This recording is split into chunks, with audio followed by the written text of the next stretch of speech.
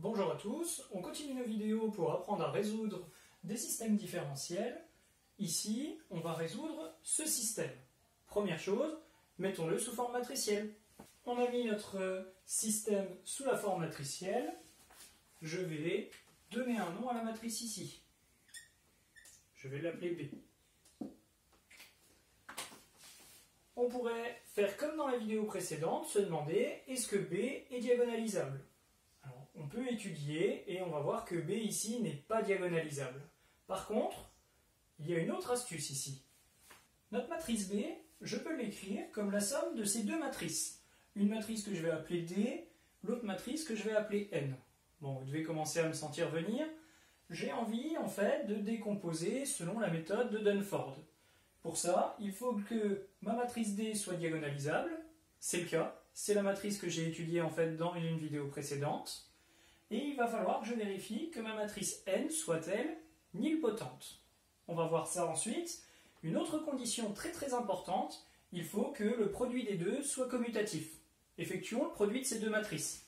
J'ai effectué le produit dn, j'obtiens cette matrice, et en effectuant le produit nd, je remarque que je suis aussi égal à cette matrice. C'est-à-dire que mes deux matrices commutent. Je suis ici dans le cadre de la décomposition de Dunford. D est diagonalisable, n est nilpotent, puisque si je calcule n au carré, vous verrez que j'obtiens en réalité la matrice nulle. Est-ce que toutes les matrices admettent une décomposition de Dunford? Est-ce que cette décomposition est unique? Je ne vais pas revenir là-dessus, vous vous documenterez sur ce sujet. Ici, je vais utiliser cette décomposition pour calculer, je suis dans le même cas qu'avant, je cherche à calculer exponentielle de t fois b. Exponentielle de t fois b, c'est exponentielle de t fois d plus n, c'est-à-dire exponentielle de t fois d plus t fois n. Ici, je sais que d et n commutent, donc td et tn commutent également. Comme les matrices commutent, je peux dire que c'est exponentielle de td fois exponentielle de tn. Exponentielle de td a déjà été calculée dans une vidéo précédente. Je vais commencer en calculant l'exponentielle de tn. Pour ceci, revenons à la définition.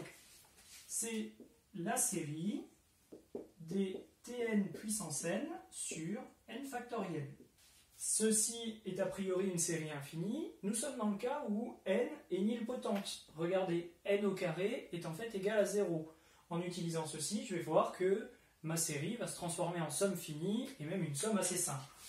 J'obtiens ceci, premier terme identité, deuxième terme tn sur 1, et déjà à partir du deuxième terme, comme la puissance 2 de n est nulle, ceci est égal à 0 et ceci est aussi égal à 0.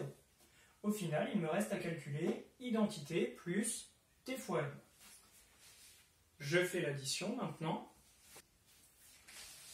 J'ai ici déterminé l'exponentielle de t fois n. Ceci se résumait en fait à la somme de deux matrices. Maintenant, dernière étape, je vais réinvestir le résultat qui me donnait exponentielle de t fois d. Je vais multiplier par ce que je viens de trouver. Il me reste, avec un petit peu de courage quand même, faut bien l'avouer, plus qu'à faire ce calcul. On s'est dit qu'il fallait un petit peu de courage pour faire ce calcul. En fait, on va même profiter d'un petit peu d'aide et on va utiliser GeoGebra comme logiciel de calcul formel. Pour ça, on va dans Affichage et on lui demande d'afficher le calculateur formel. Alors, on va pouvoir fermer toutes les autres fenêtres. Je vais commencer en renotant les matrices que je vais utiliser dans mon produit. Alors, les matrices sur GeoGebra, elles se notent avec des crochets de paragraphes et ces accolades. À l'intérieur, on remplit les matrices par ligne. Ma première ligne ici est égale à 3t plus 1, puis ensuite le coefficient est égal à 0, puis enfin le coefficient est égal à moins 3t. Remplissons la seconde ligne. La seconde ligne aura pour coefficient moins 3t, 1 et 3t. Une fois que c'est terminé, je valide bien évidemment avec le bouton Entrée. Je vais faire pareil pour rentrer ma deuxième matrice. Une fois que j'ai fini de tout taper, je valide. Comme ici j'ai une matrice assez complexe, je fais attention de bien avoir tapé les bonnes choses, je vérifie si besoin. Il me reste à faire mon produit qui était égal à 1/2 fois la matrice D fois la matrice N. Une fois que j'ai tapé ceci, je valide avec Entrée. X, Y et Z sont en fait égaux à exponentielle de TB multiplié par un vecteur ABC. Ici, la matrice 1/2 fois D fois N est multipliée par le vecteur colonne ABC. Voilà ce qu'on obtient, c'est ce que je vais utiliser. Au final, tout calcul fait, on obtient ces trois expressions donc, qui permettent de déterminer à la fois x, à la fois y et z. On remarque l'apparition bien évidemment des lettres A, B, C qui sont des constantes réelles. Pour déterminer les valeurs de A, B et C, il nous faudrait une condition initiale sur ce système. Le plus dur ici étant bien évidemment de trouver cette décomposition en D plus N, puisque le reste des calculs, si vous êtes équipé d'un ordinateur et d'un logiciel de calcul formel, vous pouvez tout réaliser